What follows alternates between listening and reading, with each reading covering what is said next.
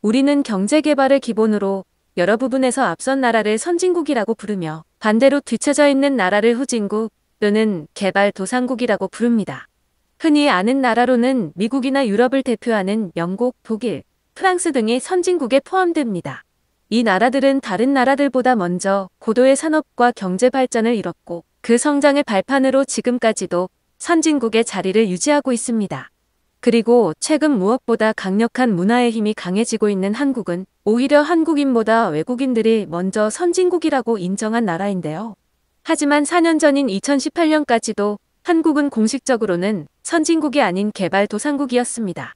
그러나 2019년부터 개발도상국 지위를 포기하고 공식적인 선진국 반열에 올랐죠. 사실 훨씬 예전부터 경제적으로 선진국이었지만 개발도상국이라는 지위 자체로 얻는 이점을 포기하지 않고 있었다는 게 맞는 표현이겠죠. 수십 년 전까지만 해도 다른 나라에게 원조를 받던 나라인 한국은 세계에서 가장 단기간에 경제회복 및 선진국에 오른 나라가 된 것이죠. 그런데 과연 경제적인 면으로만 선진국을 정할 수 있을까요? 외국인들은 한국을 방문하고 이런 나라가 진정한 선진국이구나라고 느낀다고 합니다. 사실 간단하게 코로나 대처 능력만 보아도 우리가 아는 선진국들이 선진국이 맞나라는 의심을 주기에 충분한 계기가 되었고 아무리 다른 나라보다 경제가 빨리 발전해 먼저 선진국이 되었다 해도 시민의식 또한 진보된 것은 아니라는 것을 알았습니다. 그런 의미에서 외국인들이 한국을 방문하고 진짜 선진국을 느낀다고 말하는데요. 글로벌 커뮤니티에 하나의 글이 올라오자 외국인들도 엄청나게 공감을 하고 있습니다. 어떤 이유로 한국을 선진국이라 느꼈는지 글 내용 확인해 보겠습니다. 너희는 한국이 선진국이라 생각해? 최근 한국이 선진국인지 아닌지에 대해 이야기하는 글을 봤고 대부분은 선진국이라고 말했지만 몇 사람은 한국은 아직 선진국이 아니라고 하더라. 너희는 선진국을 결정짓는 가장 중요한 요소가 뭐라 생각해? 경제, 군사력, 정치적.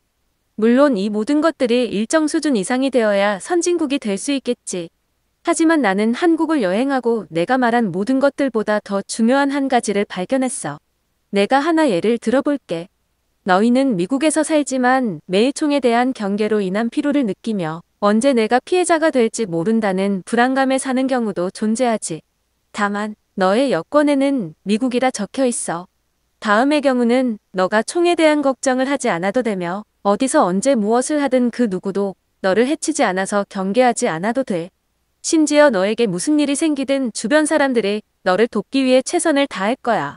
다만 여권에는 한국이라 적혀 있어. 너희는 어느 나라에서 살고 싶어? 아마 한국을 여행해 본 적 없는 사람들은 선뜻 한국이라 말하기 힘들 거야. 그리고 대부분은 미국이라 말하겠지. 하지만 한국을 여행해 본 사람들에게 물어본다면 나는 반 이상은 미국이 아닌 한국을 선택할 거라 확신해. 심지어 이미 미국에서 살고 있는 외국인이나 미국인조차 말이야. 그 사람들은 가장 진보된 선진국인 미국에 살면서 왜 한국을 선택한 것일까?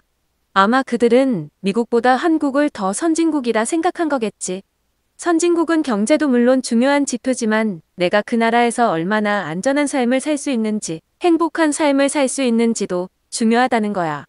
한 논문에 따르면 경제가 불안정한 나라일수록 가장 후진국에 가까울수록 치안과 시민의식은 불안하다고 한다. 너희가 여행하거나 살아본 나라 중에서 치안과 시민의식이 가장 좋았던 나라는 어디야? 나는 한국이거든. 그럼 내가 다시 물어볼게. 한국은 선진국이야? 글의 내용은 여기까지인데요. 한국인으로서 외국인들이 한국이 선진국인지 아닌지로 토론하는 것 자체가 신기하게 느껴지는데요. 그럼 더 자세한 해외 반응 살펴보겠습니다.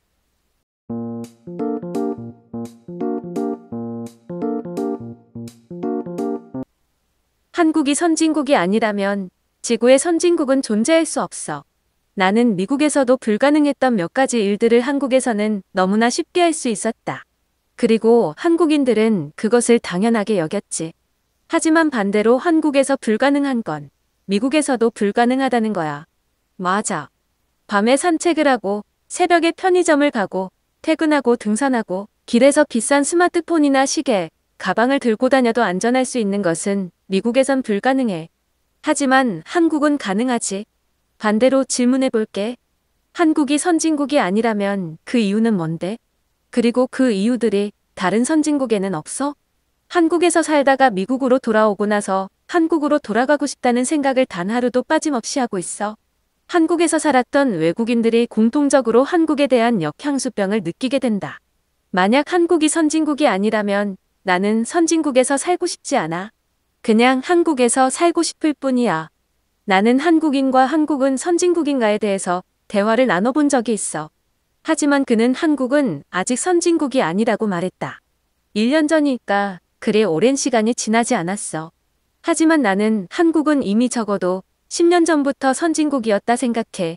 만약 그들이 1990년대에 외환위기가 발생하지 않았다면 20년 전에 이탈리아를 따라잡았을지도 몰라. 그리고 그들은 세계를 놀라게 할 정도의 속도로 그것을 벗어났다. 다만 내상은 쉽게 회복되지 않았지.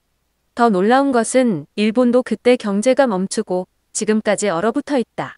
일본은 가파른 성장을 했지만 회복하는 방법을 몰라. 하지만 한국은 알고 있다. 이것은 엄청난 차이야. 위기 대처 능력도 선진국의 중요한 능력 중 하나니까. 한국이 선진국인지 아닌지에 대한 글은 대부분 일본인이 작성하는 것 같아.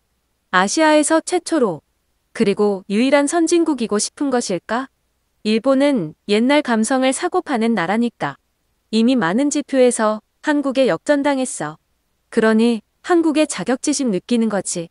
지금은 모르겠지만 10년 뒤에 전 세계 나라들에게 G7에 일본과 한국 중 어느 나라가 포함되는 게 옳은지 물어본다면 일본이라고 장담하지 못할걸. 한국은 이미 선진국이 된 거 아니야? 한국이 개발도상국이면 아시아의 수많은 나라들은 나라 취급도 못 받겠네. 중국과 일본, 그리고 몇 나라들과 한국인은 아직 한국이 선진국이 아니라고 말한다. 한국인들은 스스로에게 매우 엄격해서 아마 미국만큼의 경제 수준이 되는 게 아닌 이상 인정하지 않을 거야. 그리고 그것이 한국의 성장 원동력이기도 하지. 과연 이 주제에 대한 대화가 의미 있을까? 선진국이라 분류하는 기준에 이미 한국은 선진국이며 한국을 여행한 대부분의 사람들은 한국을 선진국이라 말한다. 하지만 몇 사람들, 특히 일본인이나 중국인들이 아니라고 우길 뿐이잖아. 한국은 다른 나라의 모범이 될 수 없기 때문에 선진국이 아니야. 일본이 미국 다음에 선진국으로 인정받는 이유는 다른 나라들에게 모범을 보이기 때문이다. 많은 나라들은 일본을 동경하며 존경하고 부러워한다. 하지만 한국은 그러지 못해. 그러니 존경받는 나라가 될 수 없다. 나는 일본을 존경하지 않아. 그렇다면 일본도 선진국이 아닌 것일까? 너가 말하는 사람들은 누구를 말하는 거야? 소수 혹은 다수를 지칭하는 거라면 한국은 이미 아시아 대부분의 나라들에게 경제성장의 중요한 교과서 같은 모습으로 모범이 되고 있다. 아시아뿐만이 아니야. 한국 문화는 몇 년 전부터 가파르게 메이저 문화로 자리 잡았고 많은 서양의 사람들은 한국 문화를 좋아한다. 설마 문화로 많은 효과를 본 일본이 문화를 무시하지는 않겠지? 아시아에서 가장 인기 있는 문화는 일본이 아닌 한국인 걸 인정해야 돼. 시청해주셔서 감사합니다.